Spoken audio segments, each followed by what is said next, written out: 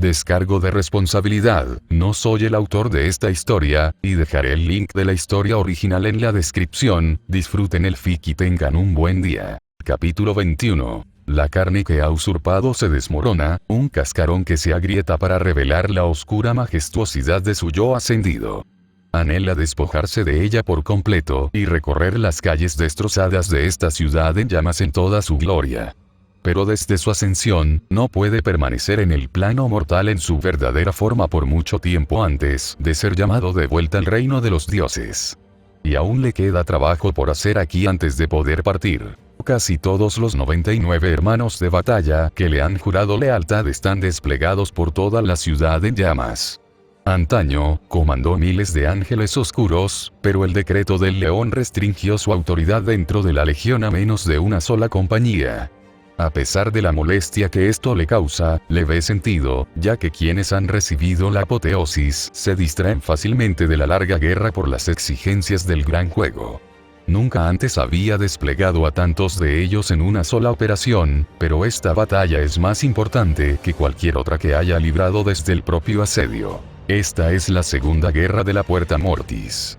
Aquí es donde el imperio descubre la existencia de los archiduques de Kisgorog, y los ángeles oscuros aprenden a temer las espadas de Titán. Aquí es donde se negará la voluntad de un príncipe demonio y se sembrarán las semillas de la duda. Hace mucho tiempo, cuando aún luchaba bajo el estandarte del emperador Cadáver, lideró a su legión en batalla aquí. No comprendieron entonces la cultura que encontraron y, creyéndola contaminada e incapaz de ser obediente, la pasaron a cuchillo, dejando el mundo listo para la recolonización. Ahora, más de 2000 años después del fin de la Gran Rebelión, la Puerta Mortis caerá. El camino quedará libre para el resto de la Primera Legión, y los ángeles oscuros serán libres de su exilio, libres para eludir la jaula de hierro que la Cuarta cree poder levantar alrededor de su reino en constante cambio. Libres para proseguir la cacería que su progenitor les ha ordenado realizar por sus parientes caídos. Sus ojos, que arden en las cuencas de este cráneo mortal, se elevan hacia el cielo ardiente. Hay algo nuevo allí, en medio de la tormenta que su llegada ha traído. Estelas de fuego descienden, anunciando la llegada de quienes se creen rivales para su poder. Ríe mientras la guardia de la muerte llega para reducir a cenizas la Puerta de Mortis, para que se la nieguen a la Primera Legión. Los adustos hijos de Mortarion no pueden oponerse a él. Pueden arrasar este mundo en su empeño, pero no será suficiente. La Puerta de Mortis, esa estructura antediluviana de una era que se ha desvanecido hace mucho tiempo de todos los mitos, salvo de los más antiguos, será protegida. Toda la destrucción que causarán solo servirá para alimentar a los poderes ruinosos, facilitando en última instancia sus objetivos. Pero ve algo más entre las estelas de cápsulas de desembarco que caen, con la visión que floreció tras darle la espalda al trono dorado. Ve llamas plateadas, ardiendo con fuerza contra el cielo nocturno iluminado por el fuego. Recuerda ese fuego plateado. Lo vio arder en los cielos una vez, la luz de una batalla librada a lo lejos, mientras él y su legión asediaban el palacio imperial. Con ese recuerdo llega la comprensión, y algo tan cercano al miedo como la criatura en la que se ha convertido es capaz de sentir. Los caballeros grises, aquellos que desafiaron el poder del Señor del Cuervo y sobrevivieron, vienen por él. Debería haber sabido que esto pasaría, piensa el niño que camina a su lado. Porque allí donde surgen los monstruos, también vendrán los héroes para detenerlos. 26 de noviembre de 2004 después de Cristo, Residencia Milla. Rin despertó con la reconfortante calidez de los cuerpos ajenos a su alrededor. Le tomó un momento procesar la situación y, al hacerlo, la vergüenza se mezcló con la satisfacción. Vergüenza por la facilidad con la que Sakura la había convencido de unirse a ella y a saber en la cama de Shiro esa noche, y satisfacción por haber calmado también la tensión que se había acumulado en su interior desde el comienzo de la Guerra del Grial. Las palabras de saber de ayer habían sido acertadas. Shiro era un excelente amante. No creía que los Fae que crearon a Valon hubieran imaginado los beneficios del noble fantasma para la resistencia de su portador en ese ámbito, pero aún así eran potentes. De lo contrario, incluso alguien tan atlético como Shiro habría tenido dificultades para satisfacer el apetito de tres jóvenes. Saber había sorprendido especialmente a Rin con la intensidad de sus deseos. Quizás se debían a la influencia de su sangre dracónica, que la había protegido de la corrupción del Grial, pero también la había transformado en el proceso. Al menos aún conservaba la lucidez suficiente para rechazar la petición de Ryder de unirse a ellos. De lo contrario, no creía tener un momento con Shirou. En cualquier caso, la noche anterior había sido sin duda tan interesante como agradable, pero había terminado y aún era necesario ocuparse de las causas de su tensión. Vio que Shirou ya estaba despierto, mirando al techo. Al notar su mirada, se giró para mirarla, y ella luchó en vano por contener el rubor al verle sonreír. Dios, pero el idiota insufrible era guapo cuando sonreía. «Buenos días, Rin», dijo. «Buenos días», murmuró en respuesta. No quería hablar de lo que habían hecho la noche anterior, y por suerte, tenía otro tema que sacar. «¿Te levantaste temprano?» ¿Otra visión? Sí, asintió con una mueca. Fue desagradable. Aunque esta vez logré despertar sin la ayuda de Saber, Assassin y Archer. Una parte de Rin sentía celos de los Evans que habían tenido la oportunidad de compartir los recuerdos del ángel oscuro que atormentaba a Shirou. Sin embargo, el resto de ella se alegraba de que el contrato entre ellos no permitiera ese tipo de cosas. Lo habían considerado al principio de su investigación sobre la naturaleza de Shirou. Existían hechizos que le permitirían ver sus recuerdos de los sueños, aunque carecieran de la extraña comprensión que poseía durante ellos y que se desvanecía al despertar. Sin embargo, al final decidieron no hacerlo. La transformación de Sakura al luchar contra Basset había demostrado que incluso la energía que Shirou extraía de la esencia del ángel oscuro, mezclada con el alma del niño que había sido, podía afectarlos, y no querían arriesgarse a exponerse deliberadamente a más. Bueno, a Sakura no le importó, probablemente porque cualquier cosa que le permitiera acercarse a su senpai le parecía bien, pero Shirou y Rin se habían mantenido firmes. Ya tendrían suficientes problemas si la torre del reloj se enteraba de la condición de Shirou, sin estudiar cómo podría afectar también a otros usuarios de hechicería. Bien, respondió ella, estirándose. Me lo cuentas durante el desayuno. Saber y Sakura se despertaron, despertadas por la conversación, o, en el caso de Saber, ya no fingían dormir para poder permanecer acurrucada junto a su amo. La sonrisa de su hermana al verla finalmente disipó su vergüenza y dejó que la satisfacción triunfara. No importaba lo que la sociedad, el decoro y la decencia dijeran al respecto, Rin elegiría el camino que llevaría a la felicidad de su familia. Al salir de las alcantarillas donde Caster había construido su taller, Kirei alzó la vista. El cielo se oscurecía con la puesta del sol, y no había rastro de la odiosa luna. Habían esperado esto, reuniendo fuerzas y esperando el día de la luna nueva. Su ausencia era necesaria para el plan que Caster le había explicado, el que rompería los últimos obstáculos entre ellos y su objetivo. Las creaciones sagradas de su aliado avanzaban a su alrededor, con su naturaleza bendita aún oculta bajo la carne que habían reclamado. Aún así, un hombre normal se habría aterrorizado por su proximidad, pero Kirei ya había superado esas debilidades. Solo sentía el poder que crecía en su corazón y los alcanzaba. El sacerdote sintió la presencia de su aliado detrás de él y se giró para ver a Caster mirándolo con una sonrisa en su rostro. «Entonces sucederá esta noche», dijo. «Por fin». «Sí».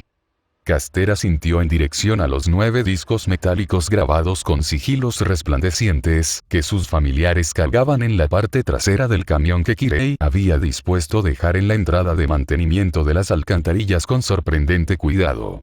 Solo necesitamos hacer los preparativos finales y preparar el cebo.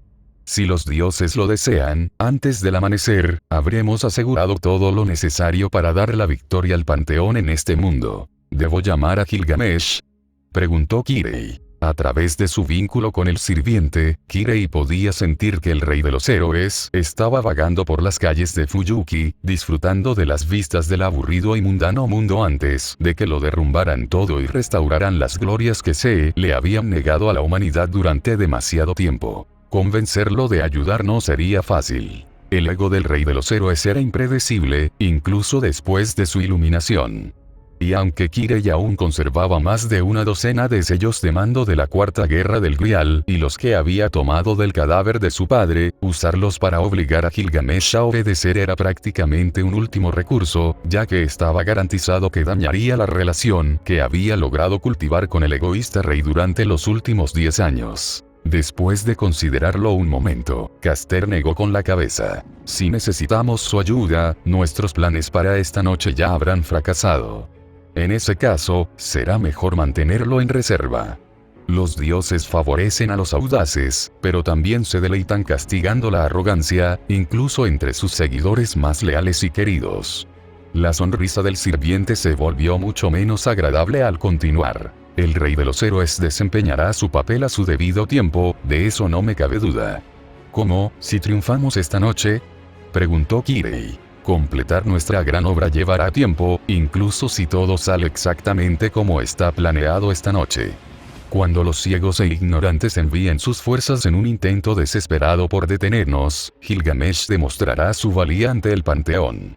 Su gran poder se alzará como defensor del Grial, y los dioses lo recompensarán, al igual que recompensan a sus humildes sacerdotes. A pesar de las palabras, no había nada de humildad en la sonrisa de Caster, pero el sirviente le había enseñado a Kirei que la humildad era un pecado a los ojos de los dioses verdaderos.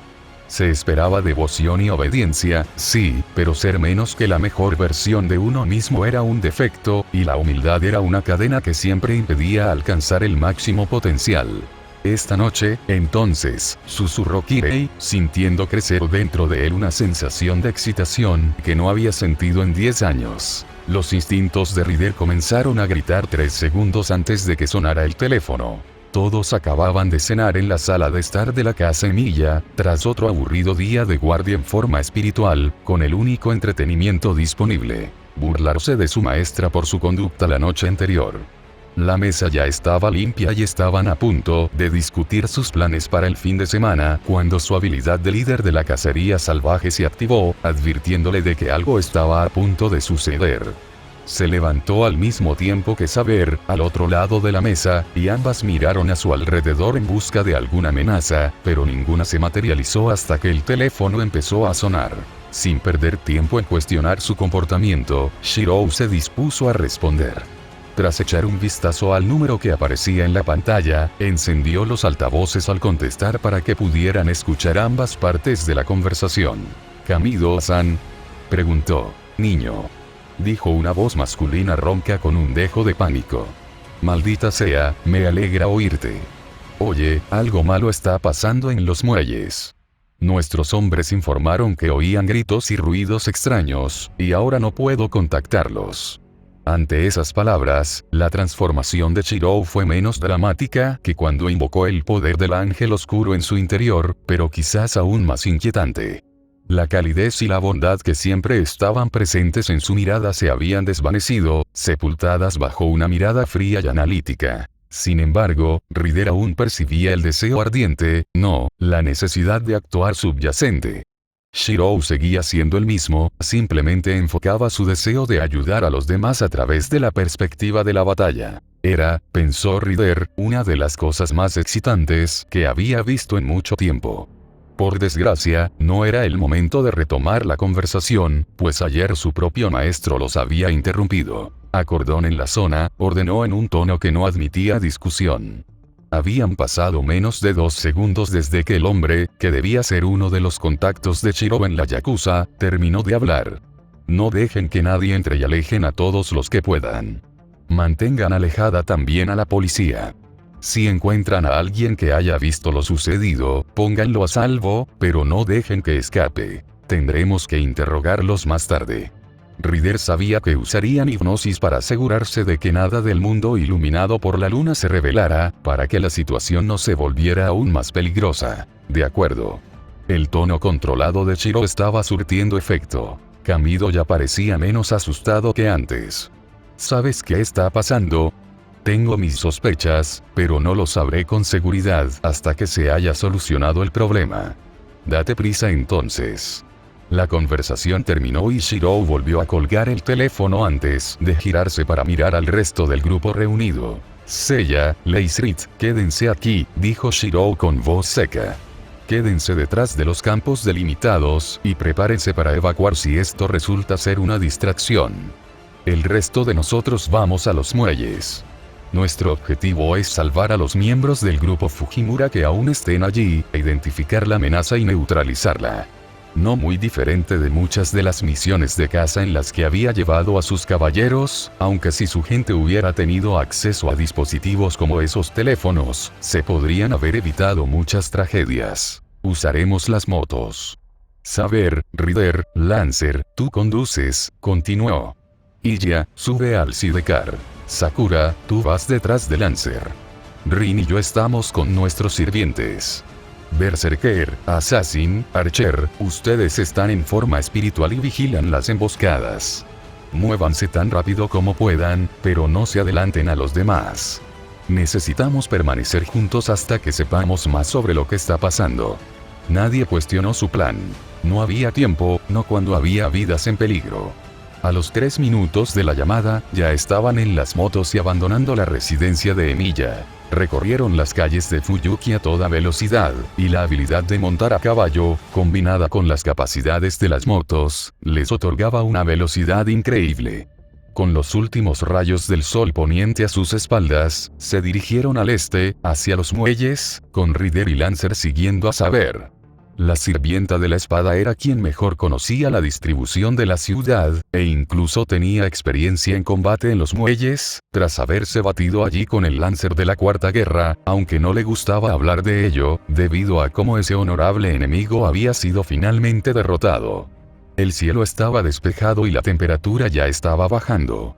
No había luna en el cielo, pero la iluminación artificial proporcionaba suficiente luz para conducir incluso con sentidos mortales. Se habían añadido hechizos de ofuscación a las motos, para evitar que otros conductores se dieran cuenta de que las 3 eran conducidas por mujeres con armadura, o de que una niña pequeña iba en el sidecar de una de ellas a pesar de la velocidad a la que avanzaban, lo cual violaba tanto las leyes de la carretera como las de la ingeniería. 10 minutos después, dejaron las motos a la entrada del muelle y continuaron a pie.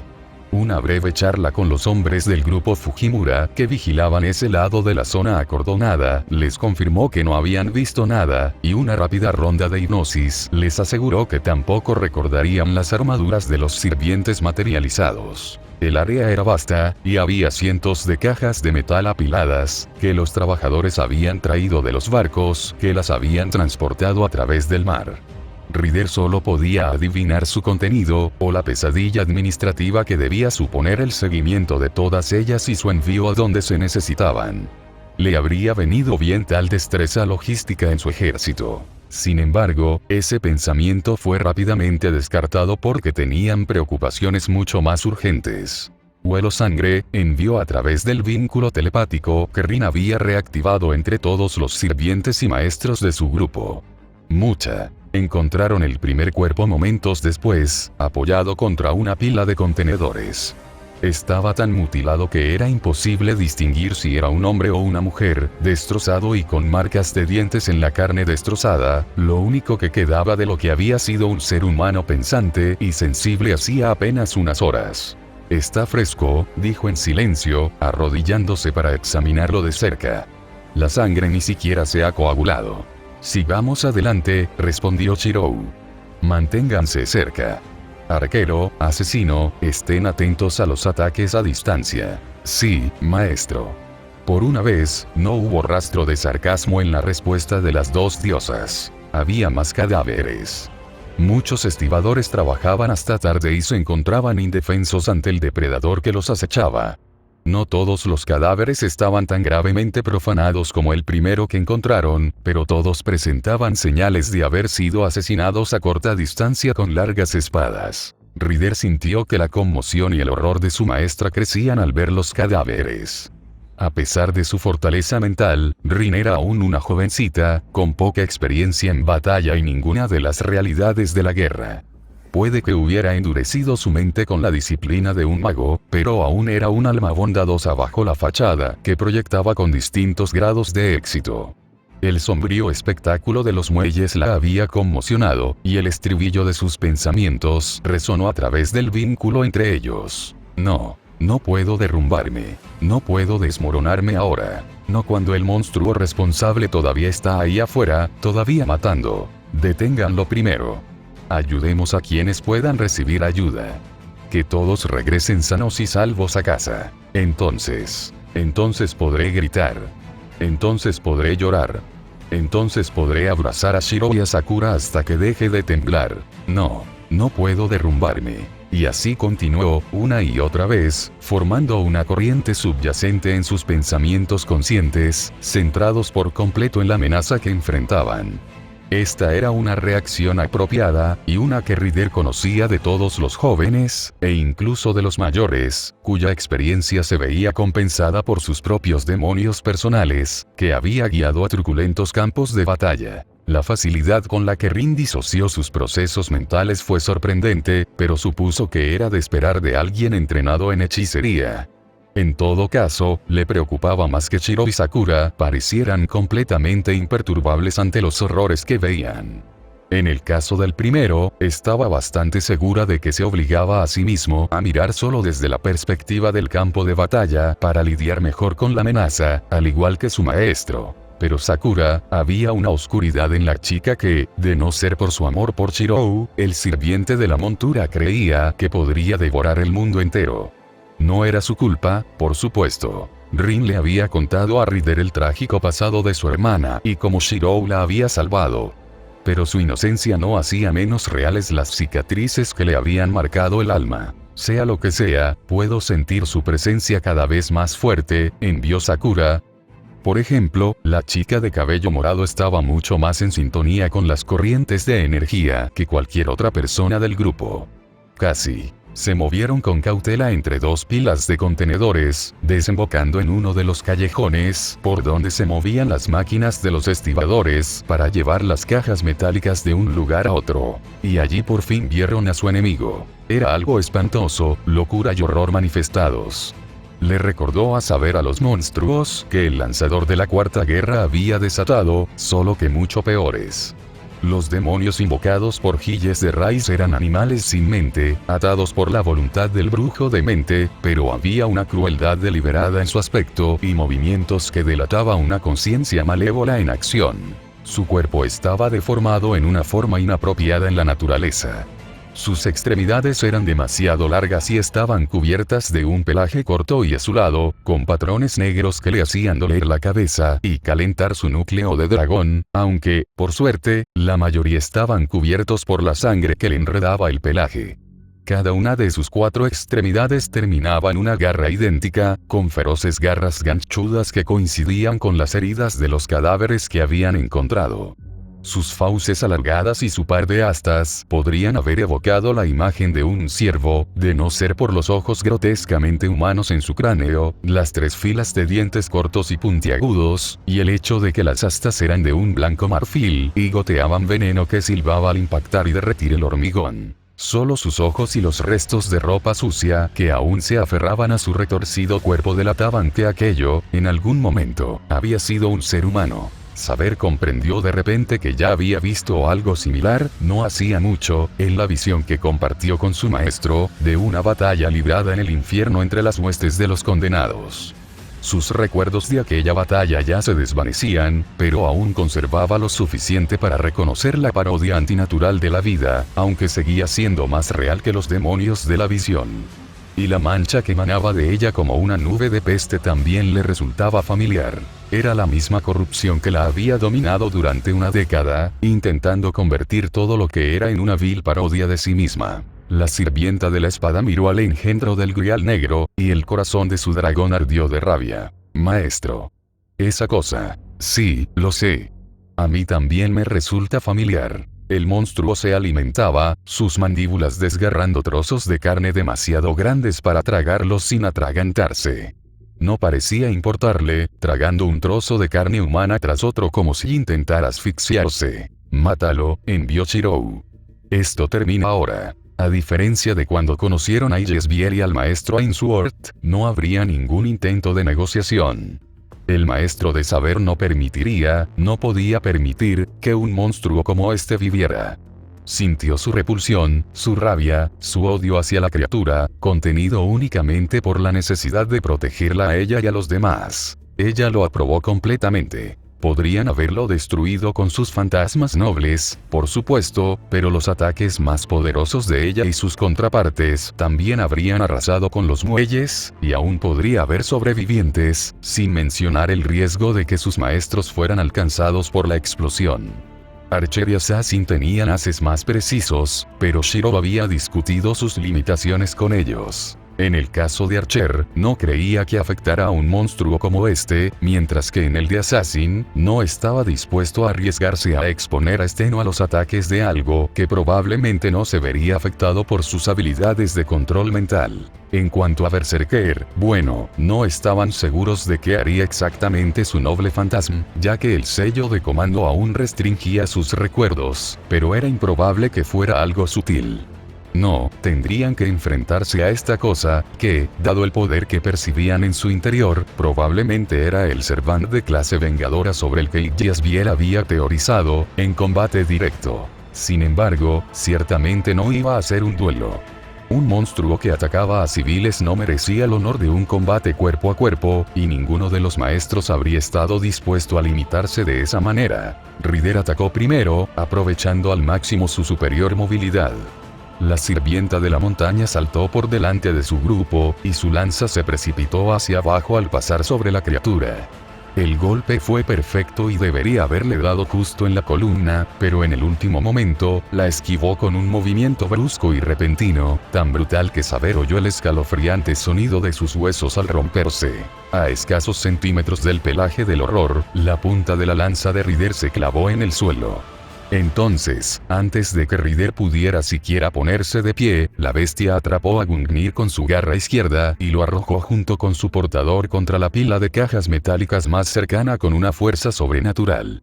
Los contenedores vacíos salieron volando por el impacto, y una abominable cacofonía resonó a su alrededor. La vergüenza y la furia inundaron el vínculo con Rider, pero no parecía haber sido herida. Sin detenerse, Saber atacó a la bestia. Al acercarse, vislumbró una línea de carne carbonizada en su mano, donde había agarrado a Gungnir. El arma de su hermana no había soportado el contacto de aquella monstruosidad. Su espada ennegrecida estalló con fuerza al impactar, pero el golpe fue desviado por las garras de la criatura. Las garras se envolvieron repentinamente en un pálido rayo que quemó la sangre adherida a ellas en una nube de vapor escarlata de olor repugnante. El olor a sangre quemada, sin embargo, palidecía en comparación con el hedor de la criatura de cerca, tan repugnante como su apariencia. Se movió para bloquear la otra garra que se dirigía hacia su cuello, antes de patear a la criatura en la pierna izquierda. El hueso se rompió con el impacto de su bota blindada, pero no pareció más afectado por lo que debería haber sido un golpe devastador que por la fractura de su columna vertebral al esquivar el ataque de Rider. Abrió la boca de par en par, y ella se soltó justo a tiempo para esquivar el rayo que brotó de sus fauces, abriendo una zanja en el suelo donde impactó. Parpadeó para despejar la vista de la imagen residual del ataque, que la había cegado incluso a través de su visor, y vio al monstruo acercándose de nuevo. Apartó su espada y la golpeó en la cabeza, la única parte de su cuerpo que no estaba protegida por su armadura. Por alguna razón, solo ella, de las 3 versiones de Artoria Pendragon en esta guerra, no podía invocar un casco completo. Una flecha rosa silbó sobre su hombro y se estrelló contra la garra que se acercaba, clavándola en el contenedor que se encontraba detrás. Arquero, pensó, dándose cuenta con amargura de que tendría que agradecerle al otro sirviente por ello. Ella sacó su espada hacia atrás para asestar el golpe mortal, decidida a descargar su frustración en el monstruo, extrayendo poder de su núcleo y del vínculo con su maestro para asegurar un golpe decisivo. Pero antes de que pudiera atacar, habló. Su voz no era una voz. Era un coro de moscas zumbantes. Eran los gritos de los condenados. Era un fragmento de cristal que le atravesaba el alma. Tras ella, Saber oyó a lo lejos los gritos de dolor de amos y sirvientes, y sintió que el hechizo de enlace se desmoronaba cuando el chillido impío de la abominación rompió la conexión. Sus palabras no eran palabras. Eran insultos al mundo. Eran blasfemias proferidas frente a la realidad misma. Eran notas de una canción discordante que solo prometía ruina. Para su absoluto horror, Saber descubrió que los entendía. The Dragonspawn, decía. Hija del negro RM. Se quedó allí, paralizada por la sorpresa y el asco, al ver que la había reconocido. Entonces empezó a reír, y su ira aumentó a la par con el horror. Nadie, y mucho menos ninguna criatura infernal del Grial, se reiría de ella y seguiría viva. Sin embargo, seguía sin poder moverse. Recordaba la oscuridad, el silencio, la presión y la ausencia de todo, perdida y atrapada, completamente sola, sin luz, sin sonido, sin calor, sin nada. Usted pertenece a nosotros. ¿Estará hecho para servir? Dos alas de sombra batieron sus alas al mismo tiempo, y su maestro estaba a su lado, su gran espada se hundió en el pecho del monstruo y en el panel metálico detrás de él. «Cállate», gruñó Shirou. «Es mi sirvienta». Su espada se encendió, y la criatura gritó mientras ardía. En cuestión de segundos, no quedó de su presencia más que cenizas y un grito que persistió en el viento demasiado tiempo después de que debería haberse desvanecido. Desde el momento en que Ryder se adelantó para atacar, la batalla duró menos de 20 segundos.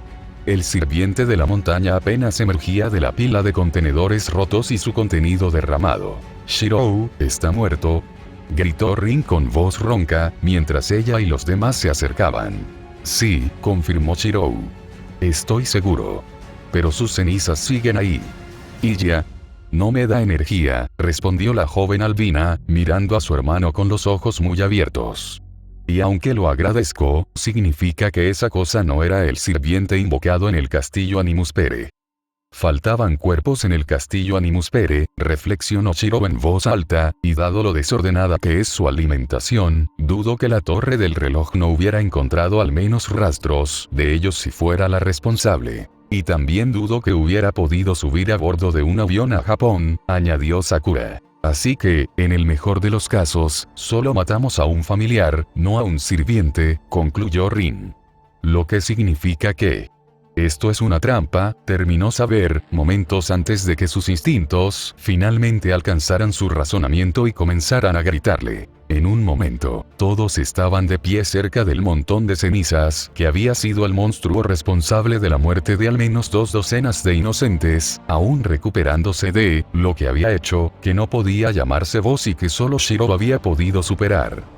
Rin se estremeció y se obligó a pensar en otra cosa, como la nueva amenaza que enfrentaban. Había 10 figuras de pie sobre los contenedores apilados a su alrededor, que habían aparecido de la nada, sin la menor perturbación en sus sentidos, que indicaría que se estaba desprendiendo un velo mágico.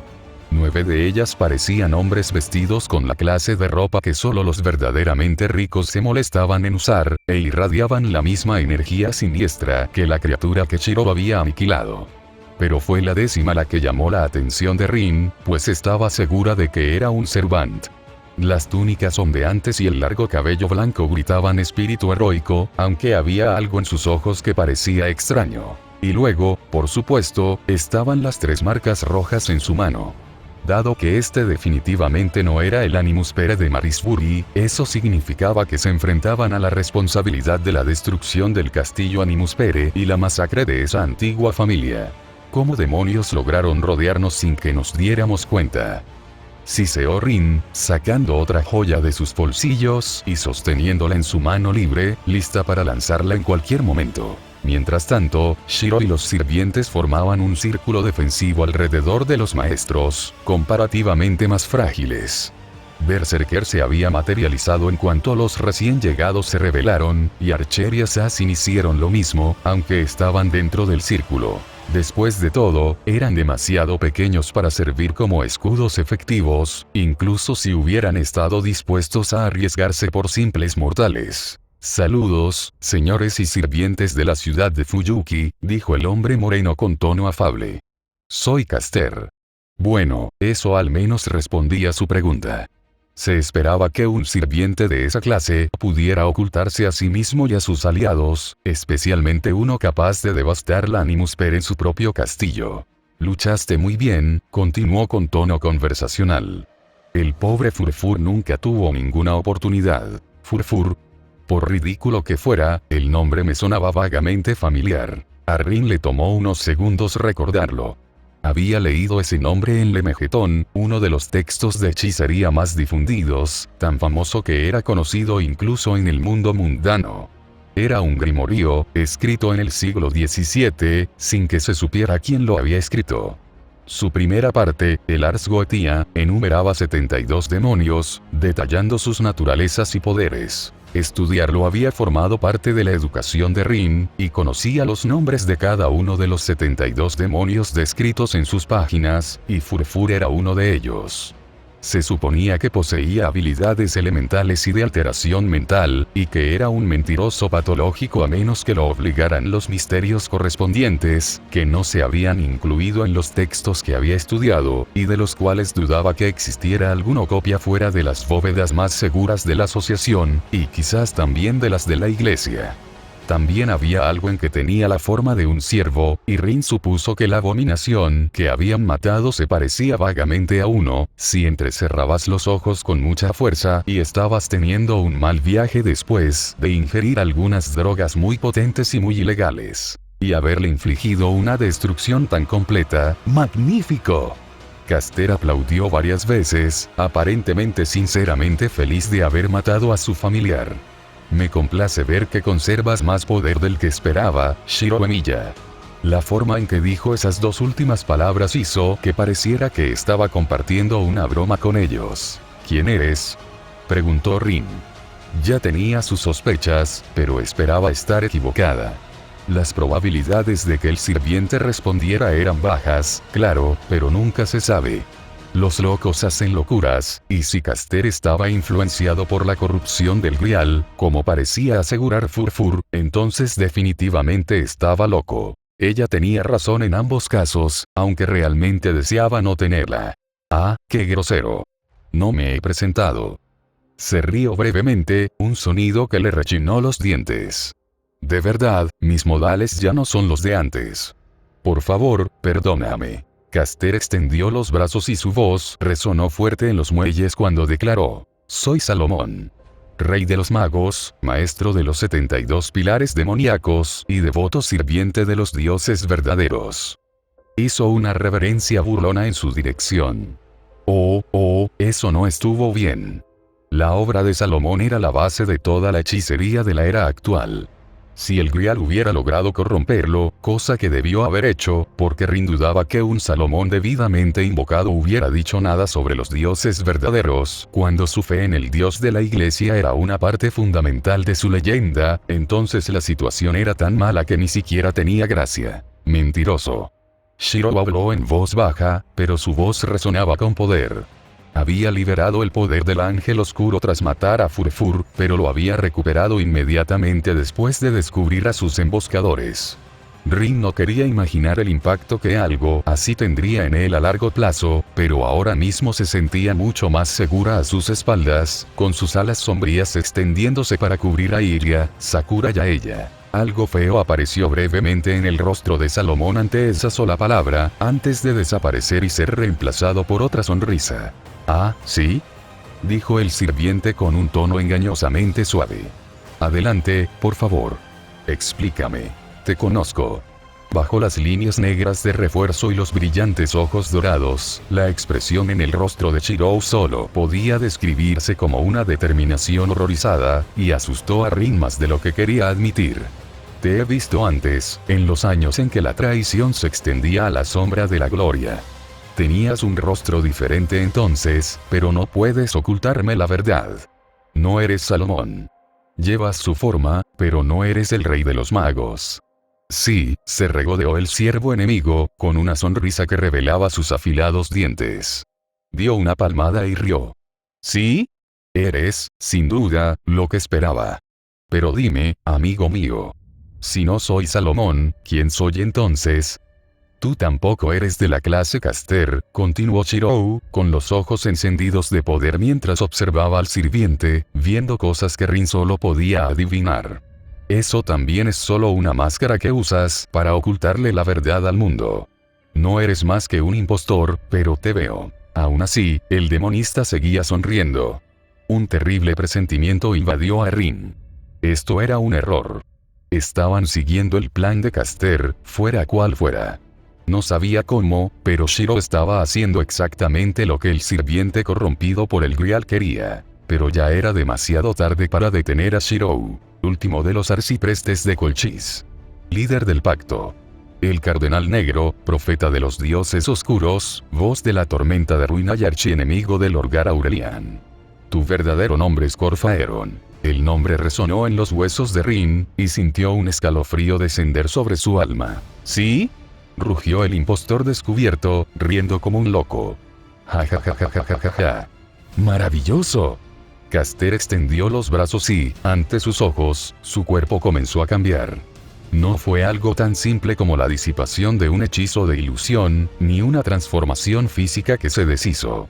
Rin no pudo explicar cómo sucedió, pero la apariencia de Solomon simplemente se desprendió del sirviente, como una máscara que cubría no solo su rostro, sino toda su existencia. La lustrosa melena blanca había desaparecido, revelando una calavera calva y llena de cicatrices, con un rostro increíblemente anciano que los observaba desde arriba con sus pequeños ojos, que ardían con un fervor que incendiaba continentes. La piel bronceada había desaparecido, reemplazada por una palidez más propia de un cadáver que de un ser vivo. La ondulante túnica multicolor también había desaparecido, reemplazada por una prenda negra similar a la de los monjes, salvo por la estrella óctuple engarzada en oro en el pecho y la joya carmesí incrustada en el centro, que resplandecía con una luz maligna. Lo único que no había cambiado, para horror de Rin, eran los anillos que llevaba en cada dedo de Corfaeron, cuyo diseño simplista desmentía el poder que ella percibía en ellos y que desentonaban por completo con los dedos marchitos y con forma de garra que sobresalían de sus mangas. Según la leyenda, Salomón recibió 10 anillos de Dios para cumplir su voluntad. El mundo iluminado por la luna tenía una docena de interpretaciones diferentes del mito, por supuesto, pero ninguna negaba el poder de los anillos. Rin aún albergaba la profunda esperanza de que estos anillos hubieran pertenecido a Corfaeron desde el principio. Si este ser provenía de la misma línea temporal alternativa que creó al Ángel Oscuro, fusionado con el alma de Shiro en los fuegos de la Cuarta Guerra del Grial, como indicaban los nombres familiares que su amante había empleado en su denuncia, entonces quizás su propia leyenda también incluía 10 anillos de poder, y así fue como logró usurpar la invocación de Salomón en primer lugar. De verdad esperaba que así fuera. Porque si no, si el sirviente de clase pretendiente, algo que ni siquiera las notas de Yasbiel sobre el sistema de invocación del Grial habían mencionado como una posibilidad, hubiera logrado aferrarse a los verdaderos anillos del Rey de los Magos, al ser despojado de su disfraz. Ahora, dijo Corfaeron con una voz mucho más seca y menos agradable, procedamos con la segunda revelación de esta noche. Salomón, Rey de los Magos. Clase. Lanzador. Engaño revelado. V. Corfaeron, el Cardenal Negro. Clase. Pretendiente. Fuerza. E. Resistencia. E. Agilidad. E. Maná. A. Suerte. A. Noble fantasma. Acceso denegado. Rango. Ex. Tipo. Antihumanidad. Habilidades. Invocación de demonios. Maestro de los 72 pilares. Ex. Carisma. C. Creación de territorio. A. Creación de objetos. B. Manifestación independiente. A. Contaminación mental. Ex. Revelación del Octed. Acceso denegado. An. Por fin. Durante casi 2 años, he esperado esa revelación. Desde que empecé a escribir el arco de la Guerra del Grial en serio, lo primero que hice fue listar a los servants que participarían, y qué hacer con Caster era la gran pregunta. Todos los que leyeron esto después de haber jugado a FGO pensaron que era Goetia, pero se equivocaron. Les dije que habría más personajes de 40,000, ¿verdad? Bueno, respiren hondo. Lo siento, pero como dije, esto ha tardado mucho en llegar. La escena final de este capítulo, y todo el siguiente, son cosas que he estado imaginando durante mucho tiempo, como ciertas escenas en los tiempos del fin de la herejía roboutiana Tos Cerberus contra el Mayor Tos, la revelación del estado mental de Sanguinius Tos, la verdad sobre el Rey Amarillo Tos Tos Tos. Se revelarán más detalles sobre cómo Corfaeron llegó al origen espiritual del Rey Salomón a medida que los personajes los descubran. Aunque me estoy inspirando en la clase pretendiente, inventada para Fate Grand Order, estoy modificando algunos detalles, en parte porque ese capítulo aún no se ha publicado en inglés, y en parte porque aún no estoy convencido de que los guionistas oficiales de Fate no estén escribiendo sobre la marcha en cuanto a la mecánica de la ambientación. Y sí, como presagiaron las últimas palabras de Corfaeron, el próximo capítulo contendrá otra revelación. Seguro que adivinan cuál. Y la puerta mortis de la visión inicial de Shirou proviene de antiguos códices de los ángeles oscuros. No se sabe mucho sobre ella, lo que la hizo perfecta para mis propósitos. En el universo de RH, la puerta mortis era una puerta de la telaraña conectada a una sección de la telaraña corrompida por el caos y que conducía al interior del ojo del terror. Seguro que pueden atar cabos. Espero con interés sus reacciones y opiniones sobre este capítulo. El siguiente debería ser fácil de escribir dado su contenido, pero tampoco quiero arruinarlo, ya que será crucial para toda la historia. Así que, no prometo nada, pero espero que esté listo antes de fin de mes. Sariel fuera. PD. Disfruta de lo marque. Escribir en Waver sigue siendo tan divertido como siempre. O marque. El molino de rumores de la torre del reloj. Si había un ámbito en el que Waver había mejorado sus habilidades desde que se convirtió en señor de la torre del reloj, era en el papeleo. Otros señores contaban con legiones de asistentes para encargarse de los aburridos detalles de su cargo, pues jóvenes prometedores casi rogaban por estos puestos con la esperanza de hacer contactos útiles. Él, sin embargo, necesitaba hacerlo todo él mismo. Era una tarea ardua, pero al menos, mientras lidiaba con formularios, llenaba informes y calificaba exámenes, no luchaba por su vida en medio de que su última investigación, a regañadientes, había salido terriblemente mal. Había una tranquilidad en el aburrimiento que solo había llegado a apreciar plenamente en sus últimos años. Esa tranquilidad se hizo añicos cuando la puerta de su oficina se abrió y su hermana adoptiva y torturadora entró con una sonrisa en su rostro. Hola querido hermano. Hola, Reines, suspiró Waver. Adelante, no te cortes. Cuéntame. ¿Qué te digo, querido hermano? Preguntó Reines inocentemente. Lo que sea que hayas venido a decirme y que creas que me molestará.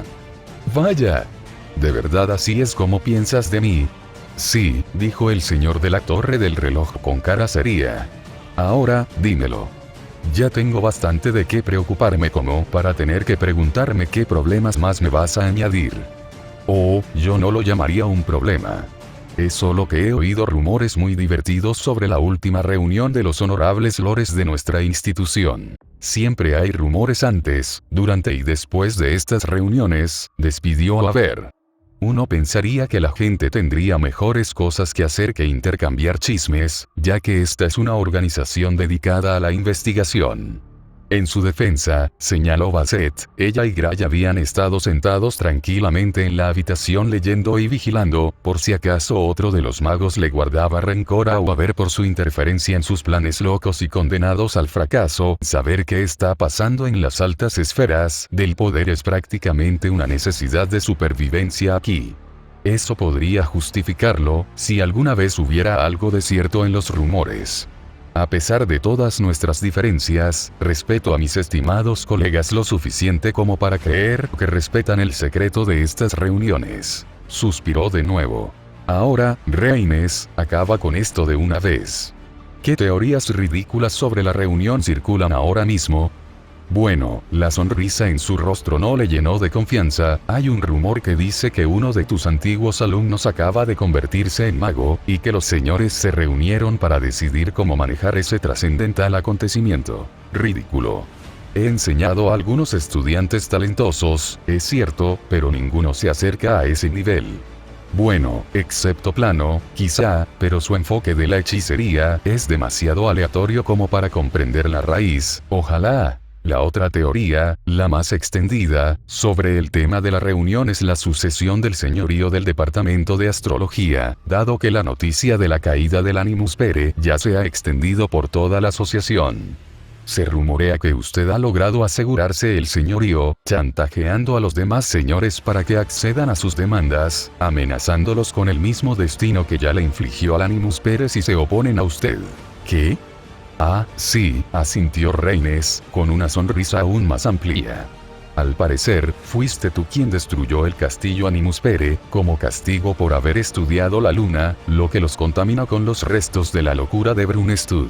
Eso es, hay tantas cosas mal en eso que no sé por dónde empezar, admitió Haber, muy consciente de que Gray y Basset estaban conteniendo la risa y no lo conseguían del todo. O bien eso, o un reflejo de Selreich apareció a pesar de las protecciones y respaldó tu candidatura, silenciando a toda oposición.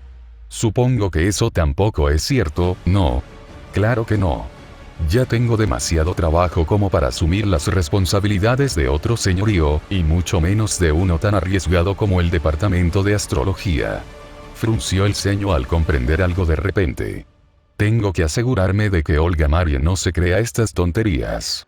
Ya está en una situación bastante difícil como para pensar que soy el culpable de todo. Aparte de eso, hay quienes creen que el Instituto Atlas te ha ofrecido un puesto en sus filas en reconocimiento a tu talento para diseccionar misterios, quienes piensan que planeas un golpe de estado para instalarte como director de la asociación, preguntó Haber con morbosa fascinación, convencido por la pausa de Reines de que estaba conteniendo el golpe decisivo. Bueno, al parecer tú y el subdirector Bartomeu están a punto de anunciar su boda, dijo sin piedad. Felicidades, querido hermano. Lentamente, con calma, Haber apartó los documentos en los que había estado trabajando, junto con los bolígrafos y sellos que había estado usando. Luego, con gran deliberación, se golpeó la cabeza contra el escritorio, 1, 2, 3 veces. Maestro. Señor. Dios, pero su yo más joven había sido un idiota al pensar que ser famoso era algo bueno.